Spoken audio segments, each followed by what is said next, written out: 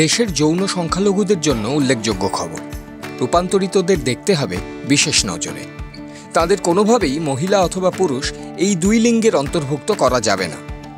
বিশেষত শিক্ষা এবং চাকরির ক্ষেত্রে ট্রান্সজেন্ডার বা রূপান্তরিতদের রাখতে হবে স্পেশাল ক্যাটাগরি অর্থাৎ বিশেষ শ্রেণীতে।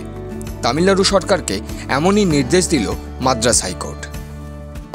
ஜஸ்டிஸ் பவானி மேடம் கொடுத்துருந்தாங்க. ரொம்ப ரொம்ப ரொம்ப நல்ல ஒரு விஷயம் அது. ஏன்னா திருநங்கைகள் நிறைய பேர் எல்லாருக்குமே தெரியும் பெக்கிங்லேயும் செக்ஸ் ஒர்க்லேயும் தான் என்கேஜாக இருப்பாங்க. மோர் தென் 90%. মাদ্রাস হাইকোর্টের এই রায়কে স্বাগত জানিয়েছে ট্রান্সজেন্ডার কমিউনিটি।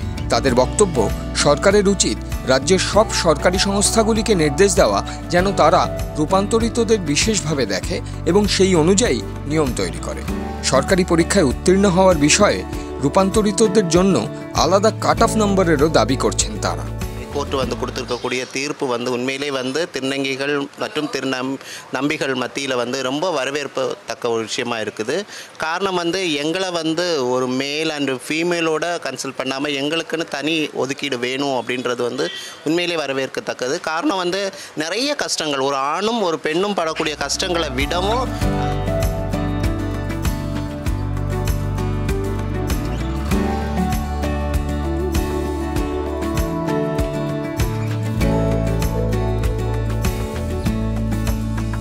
கேட்டுட்டு தான் இருக்கிறோம்.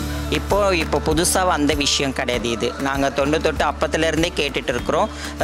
எங்களுடைய மக்களுக்கு இந்த மூன்றாம் பாலினத்திற்கு எஜுகேஷன்லேயும் எம்ப்ளாய்மெண்ட்லேயும் ஒரு ரிசர்வேஷன் இருந்ததுன்னா நல்லாயிருக்கும். ஏன்னா அப்படி இருக்குன்றதுன்ற பட்சத்தில் பார்த்தா தான் நிறைய பேர் இந்த குரூப் எக்ஸாம்லாம் எழுத முடியும். சும்மா போய் எழுதுகிறோம், ஆனால் அதில் রিজার্ভেশনன்ற ஒரு কোটা ইল্লাদনালে। মাদ্রাস হাইকোর্টের এই রায়ের নেপথ্যেও রয়েছেন একজন রূপান্তরিত।